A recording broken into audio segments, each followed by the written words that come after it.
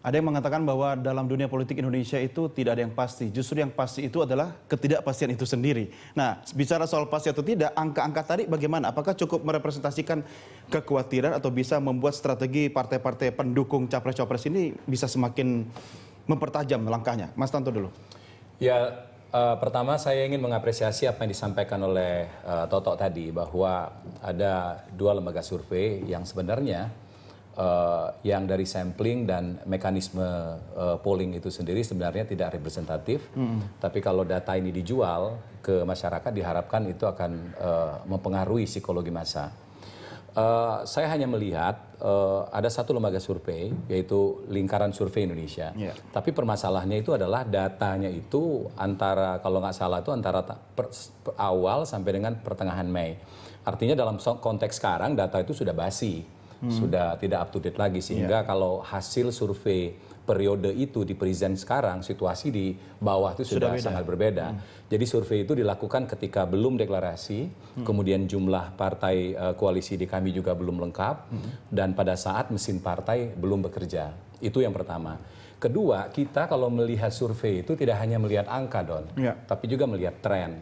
Mari kita lihat sekarang dari semua survei yang ada itu, tren dari Jokowi JK itu kalau tidak stagnan turun. Pak Jokowi JK itu 1 bulan yang lalu itu kan Jokowi sempat berada pada angka di atas 50%. Nggak, apa maksudnya ngomongin pasangan lain? Bukanlah, kan cuma 2. Saya kan nggak bisa ngomongin siapapun kan begitu. Jadi saya berbicara artinya ada kecenderungan pasangan Jokowi JK itu memang menurun gitu. Stagnan katakanlah begitu ya kan. Sementara pasangan kita itu kan naik terus. Nah jadi dalam melihat survei itu saya rasa siapapun akan melihat 2 faktor itu. Pertama adalah kapan survei dilakukan, kemudian kedua kita lihat trennya. Nah syukur alhamdulillah sekarang ini akibat konsolidasi yang sangat baik, kemudian mesin-mesin partai dari Koalisi Merah Putih ini sudah mulai bekerja sampai ke akar rumput, dan itu terrefleksi di hasil survei. Walaupun belum pasti kan sampai pada hari H. Yang bisa saya pastikan bahwa Jokowi JK masih di atas kita. Tapi gapnya itu sebagaimana tadi digaris bawahi oleh Toto, itu gapnya kan semakin kecil. Dari tadinya gap 20%, 15%, sekarang ini sudah di bawah angka 8%. Nah kemudian yang menentukan juga swing voters dan undecided itu kan juga semakin sempit. Dari 20 bahkan tadi disebut 30%, sekarang ini kan tinggal 10, antara 10 dengan 12%. Pertanyaannya adalah kemana kan swing voters itu? Ya, ini untuk mengurangi gap ini kan berarti bisa rebutan swing voters kan? Ya saya rasa the game is there. Oke. Nah, ya kan? Tapi jadi, jangan dikira pasukannya Kang Ferry juga diam saja. Saya tidak mengatakan itu.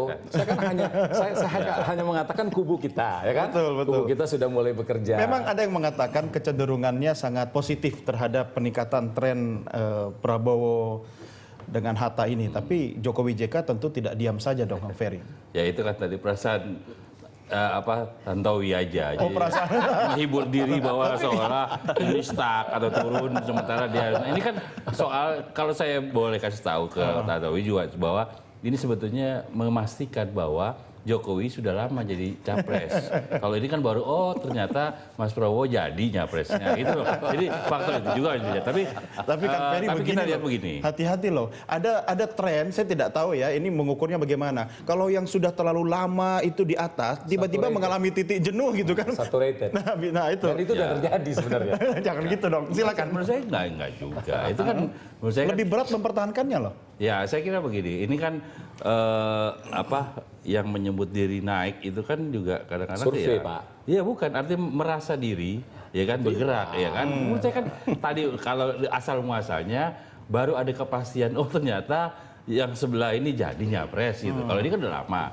Nah, tapi ini nggak kontekstual kalau dihubungkan dengan hasil kalau survei. angkanya kan kita lihat tadi harus ada pengakuan bahwa dari semua survei itu naiknya itu kan signifikan. Makanya saya bilang ini kan angkanya naik belakangan. Artinya setelah deklarasi. Setelah pasti nyapres. Iya, setelah deklarasi. Kalau ini kan sudah nyapres duluan. Ini soalnya kan gitu. Nah, tapi bukan berarti angka ini juga saya gunakan karena dia mulai menyinggung pasangan. Orang ditanya angka survei kok nyinggung pasangan. Saya mulai lagi. Berarti saya berimbang aja. Berarti khawatir bisa disalib dong. Masyarakat sudah cerdas. Saya kira nggak ada yang kita khawatirkan karena kita bilang bahwa. Tapi gapnya makin tipis. Ya itu kan biar saja, ya kan. Tapi yang kita harus lihat adalah bagaimana kita mengatakan bahwa ada beberapa catatan kami. Yang pertama adalah kita ingin mengkritisi angka 190 juta.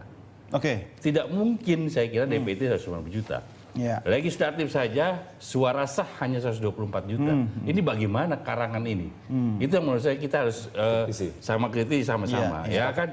Yang angka kedua adalah kita sama-sama ya kan mengatakan bahwa baik undecided maupun swing itu kita katakan bahwa kita ingin berkehendak bersama meningkatkan tingkat partisipasi pemilih dalam pilpres. Ya, artinya tidak ada keraguan mereka. Nah, tantangannya soal ruang, ya kan, ruang yang kemudian kita berebut, ya itu disitulah bukannya malah partai capres itu bersyukur kalau 190 juta pemilih. Artinya kan kesempatan untuk merebut suara. Absurd itu. Nah, saya kira kalau fiktif juga janganlah memulai ke sesuatu yang dari kayak akun palsu Twitter misalnya gitu ya. Abal-abal gitu ya. Saya kira kita semua harus sepakat bahwa Mas Toto mungkin punya pendapat berbeda soal ini. Mas, silakan. Ya begini, yang pasti demokrasi kita sudah terbukti matang ya, karena dua orang di depan saya ini kan senior saya ini 2009 capresnya sama begitu kan, sudah bisa berbeda gitu.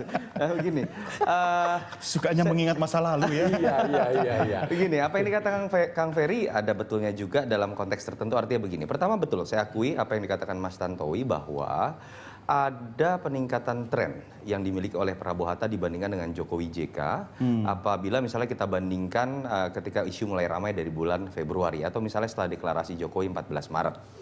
Sebulan terakhir harus diakui ada stagnasi dari Jokowi di berbagai macam survei, dan memang betul juga penjelasan dari Kang Ferry bahwa ada faktor bahwa Jokowi ini sudah lama dibahas sebagai capres karena secara kualitatif pada bulan Februari-Maret semua orang berbicara apakah Jokowi jadi capres atau tidak. Sehingga panggung secara kualitatif dimiliki oleh Jokowi, sementara wow efek ketika pembentukan koalisi harus diakui itu menjadi milik dari Prabowo Hatta karena keberhasilan untuk mengakumulasi kekuatan mesin politik misalnya yang dianggap lebih lincah, lebih berani, bahkan lebih nekat begitu kata orang begitu ya.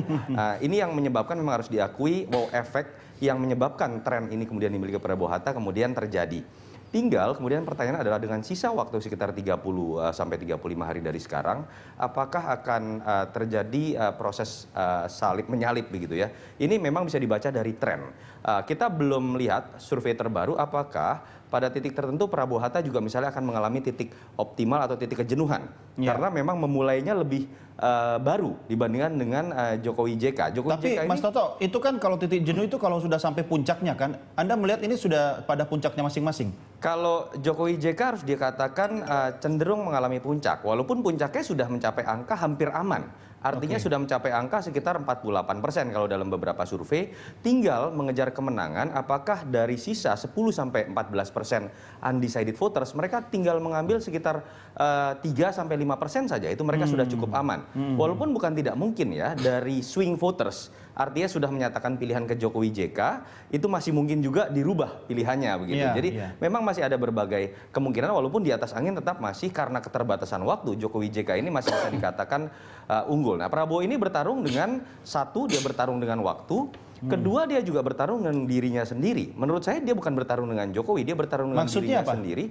Artinya kalau kita lihat Jokowi sudah stagnan, dia bukan lagi bertarung untuk memperebutkan captive market Jokowi, tapi yang dia butuhkan adalah mengambil alih undecided voters, mengambil alih swing voters, yang itu kalau hanya bisa diambil kalau kemudian Prabowo misalnya konsisten atau Prabowo tidak melakukan blunder. Itu yang memang harus dikatakan sedang terjadi saat ini. Prabowo sedang bertarung dengan waktu dan Prabowo sedang bertarung dengan dirinya sendiri dalam konteks tren. Oke, baik. Kita break lagi, Bapak sekalian. Kita lanjutkan segmen berikutnya. Sabar Pak Haji ya. Pemirsa kami segera kembali sesaat lagi.